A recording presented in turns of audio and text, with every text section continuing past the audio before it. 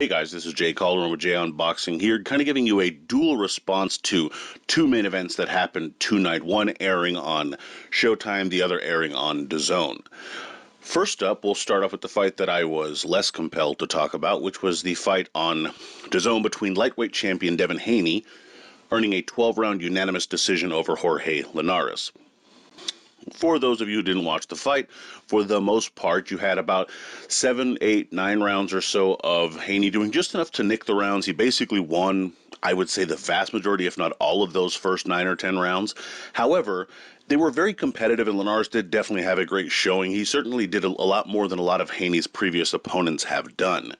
However, in the later rounds, you actually saw Linares begin to light Haney up a little bit and actually seemed to trouble him, seemed to make him have to think. He held a little bit more. It really became one of those things where you look at Haney and start to now realize, okay, he was going to win this fight. He ended up winning this fight as many people expected and predicted him to do. He was a heavy favorite. But now how does he look? It's not just so much about whether or not he won. Again, he did win. How did he look doing it? Well, okay, you could look at it and say, well, he didn't get the knockout. No, he didn't. He's not a particularly hard puncher. He has about a 50-55% knockout ratio now. He's not a particularly hard puncher. But on the other hand, did he completely dominate with such sheer mastery of skills that it makes you forget about the fact that he is not the hardest puncher in the world? Well, no, he didn't do that either. Really, in fact, he actually looked weaker as the fight progressed. The more those rounds went on, he had to dominate more to make it look impressive if you're going to be a guy who's going to be known for your boxing prowess. That's not what happened here. He actually looked worse as the fight went on. The review of him probably peaked around the 6th or 7th round, where, okay, you realize he doesn't have the power. He's, acclimating himself to the fight. He's working in the fight. Linares actually shows up. It's a decent, compelling fight, and he's really kind of peaking at around that 7-round mark. But then, as you realize he's not stopping him, and he's not even as much in control of the fight as he once was, probably loses the last 2, maybe 3, 4 rounds even, you could stretch, potentially. It just doesn't, it's not a great look for a guy who isn't that marketable, isn't a phenomenal talker, doesn't have tremendous power, and now can start losing a fight towards the tail end of a fight against a guy who's aged and a veteran who should be weaker as the fight progresses. Again, and I tweeted this before the fight, it makes you wonder how he's going to do when up against the best fighters in the division. Lightweight is stacked, so you have to be one of two things. The first one's hard. You have to be the best boxer in the division. Okay, fine. Maybe Haney could stretch and say he's that. Maybe. But if you're not that, you have to be strong enough and hit hard enough late in fights to bail yourself out.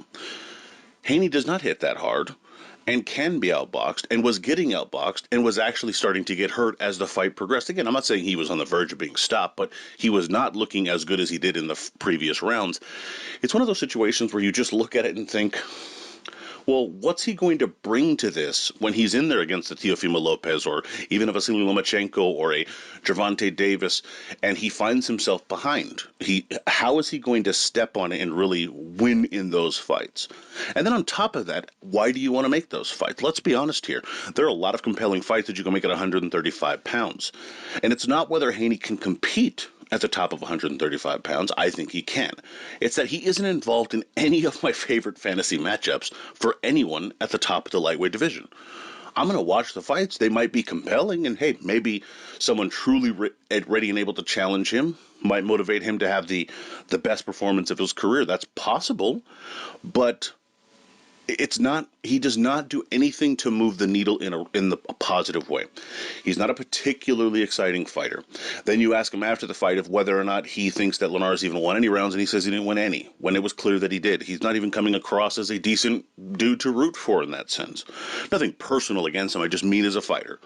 That's a hard sell, and I think he has a hard time against pretty much anyone out of those top 3, 4, 5 guys at 135 pounds. On Linares, I will say that I've always been a fan of his fighting style. I always thought it was very beautiful when done at the top level. He has weird instances where he can get caught slipping and get knocked out in fights that you don't expect him to lose.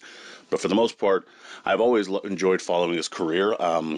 Again, I do think for him it's a bit of a tough road back. He basically, if you listen to what I just said about Haney, more or less got shut out in a fight against the fourth best lightweight in the world.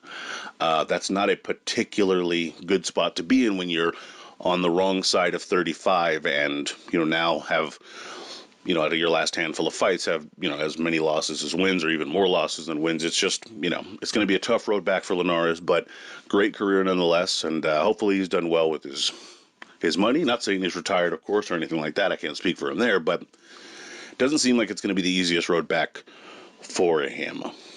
Moving on to the fight out there in Carson, California, you had bantamweight action where you had Nordine Oubaali defending his crown against Nonito Donaire, both coming off 18-month layoffs, and couldn't really tell from Donaire. Oubaali might have been a little bit hesitant to figure out what was going on in the ring, and maybe that's why he had kind of an awkward start. But to be honest with you, the styles just did not look good for him. Donaire seemed to have his timing down. He did not seem to really let Nordine land that left hand that really seemed to be his money punch in the fights leading up to this fight. He wasn't able to really trouble Donaire so much, and Donaire had really seemed to have his number as the fight progressed, especially. Then you had one of the most memorable third rounds for a number of reasons when you have a left hand by Donaire that rocks Oubaali and actually drops him. What became sort of controversial to some degree was the fact that Donaire then landed another left hand that dropped him a second time, but it was just after the bell. Wasn't an illegal shot. The referee, Jack Reese, did not separate them, and it was a raucous crowd. There were things going on. It was loud. The atmosphere there made it hard to hear the bell, I'm sure. And they both seemed to be in a fighting stance. It was not as though Oubaali thought the round was over. They were both in a position to try to fight there, and it just was a brief moment after the bell, and he fell really hard, and Reese, the referee, managed to, I guess, make up for it by giving Oubaali a little more time to rest than he probably should have, but all for naught. Donaire comes out in the fourth round and takes about half the round and ultimately puts the finishing touches on him for the win and for yet another trophy to add to his massive collection at the ripe old age of 38 for the Filipino. And I gotta say, obviously, Oubaali's not the youngest guy in the world, 34 himself. He might have a hard time rebounding, but I also have to say he shouldn't fault himself too much because, in my opinion, he lost not just to a guy who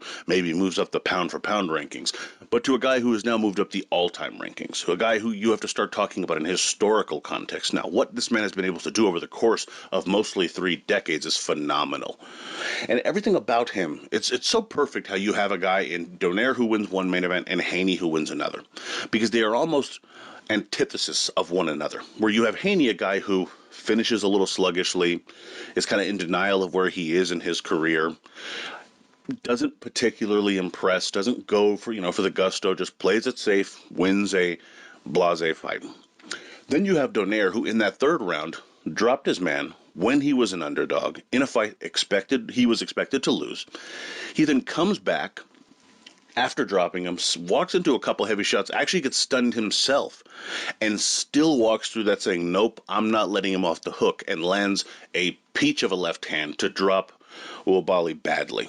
It's just the epitome of who he is as a fighter versus who Haney is as a boxer, And to stick to Donaire here for a few more seconds, though, it just was a tremendous feeling. It was, it's just one of those feel-good things. He's like a perennial good guy. You almost hate him. He's so likable. It's just, maybe that's just me, but he's just such a likable guy. I mean, even he felt almost as bad for his opponent as he did good for himself. It's just a great guy, and it was a great win. Which I did call, by the way, as an upset for the week. Just a fun little fact. But it was a phenomenal win, and it was a great performance. A very short fight. Like I said, it lasted less than 4 rounds, so if you want to go ahead and check out yet another Hall of Fame-worthy performance by Donaire, go ahead and do that. I'm sure the replays will be up there online somewhere. In any event, let me know what you guys thought of the fights down below. Did you get your predictions correct? What did you think of the fights? Who do you think Donaire will be fighting next? Where do you think Haney goes? Leave that down in the comments as well. Be sure to like, comment, share, subscribe, follow, all that good stuff at jcalderon_JOB on Twitter. You can email me at junboxing@gmail.com, and you can, of course, visit junboxing.com for schedule results, rankings, betting odds, all that good stuff. And as always, until next time.